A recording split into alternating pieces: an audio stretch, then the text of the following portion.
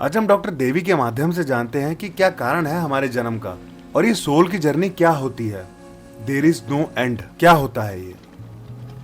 आपने क्यों जन्म लिया है? जन्म का कारण किसी को पता है? हमारे जन्म का कारण क्या है? हमारी सोल अर्थ पे क्यों आई है? ऊपर हायर लिम में बहुत सारे एंजल्स हैं, फेरीज हैं, गॉड हैं, गॉडेसेस हैं, 33 करोड़ देवी देवता हैं। मानते हो? वो तो आपस में लगे हुए हैं। एंटरटेनमेंट का कोई रास्ता नहीं है, तो एंटरटेनमेंट के लिए धरती पे तो धरतीवासी है। फर्स्ट पॉइंट, सोल एक जर्नी है। सोल का मतलब है journey. The fool, understand the card connections. The fool, fool एक सोल है एंड उसकी एक जर्नी है। मैं आपको टैरो के अंदाज में समझा रही हूँ। जब कोई एक soul, soul means energy, energy and उस एनर्जी की जर्नी है। हर एनर्जी जो भी क्रिएट होती है उसकी जर्नी होती है। If I am talking to you ना, my energy is come out with my mouth, my words.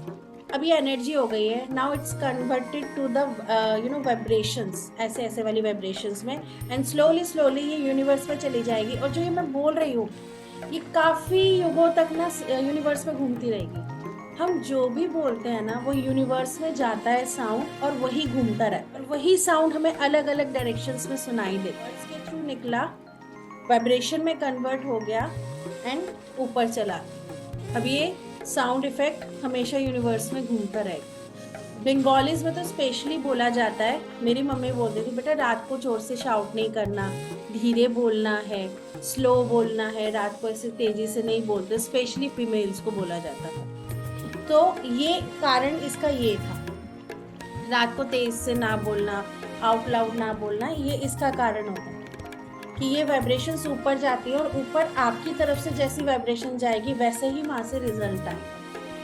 Universe में ना हंसी खुशी ये नहीं समझ में आता, राइट? आपकी वाइब्रेशन रोती हुई गई, अच्छा ये रो रहा है, अच्छा शायद इसको ना ये रोना चाहिए, तो वो रोती हुई वाइब्रेशन आपके पास वापस आ जाएगी। सिंपल सा है, जैसा थ्रो करोगे वैसा नीचे आए। इसलिए क्या कहते हैं, ऑलवेज हैप्पी रहो, स्माइल रहो, एक्टिविटी करो। सो जो सोल की जर्नी है, जब एक एनर्जी क्रिएट होती है वो सोल के रूप में ट्रांसफॉर्म होती है। उसके बाद अब मैं क्या करूं, वो ईश्वर से पूछता है कि मैं क्या करूं, मेरा क्या कर्तव्य है। तो ईश्वर उसको धरती पे भेजते हैं, स्कूल है, go and learn the circle of life. तो वो सोल इस लाइफ में आती है, जन्म लेती है सर्कल ऑफ लाइफ को समझने के लिए। Now what is the circle of life? नव रस। ये जो 9 रस होते हैं इसको समझना is the part of the circle of life. हंसी, खुशी, दुख, दर्द, पीड़ा, जुदाई, बेसिकली सेपरेशन, हार्ड वर्क, परिश्रम, या किसी भी चीज को समझना, क्रिएटर, क्रिएटिंग, बनाना, मेहनत करना, समझना, बच्चे को जन्म देना, शादी करना, संसार, फिर ब्रह्मचारी, या फिर सन्यासी, और you can say the spirituality, spiritual. ये पूरे नवरस का पार्ट होता है। हम जन्म लेते हैं, हम इस लाइफ में, सपोज करो मैंने किसी एक लाइफ में सीखा, जन्म लिया, मैंने किसी एक लाइफ में संसार चलाना सीखा। तो क्या हम एक लाइफ में सारे रस ले पाते हैं? आप एक लाइफ में एक टाइप का रस ले पाते हैं, बहुत कम लोग होते हैं जो सारे रस ले पाता है, ऐसा पॉसिबल है ही नहीं। इसीलिए हमें 7 जन्म दिए गए हैं, ठीक है?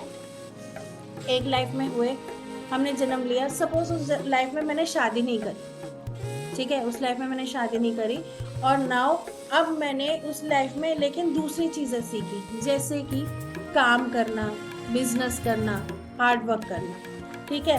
अब एक टाइम पे आने के बाद बोला, शह यार मेरी शादी होती, मेरे बच्चे भी होते, मैं फैमिली करती। Are you getting my point?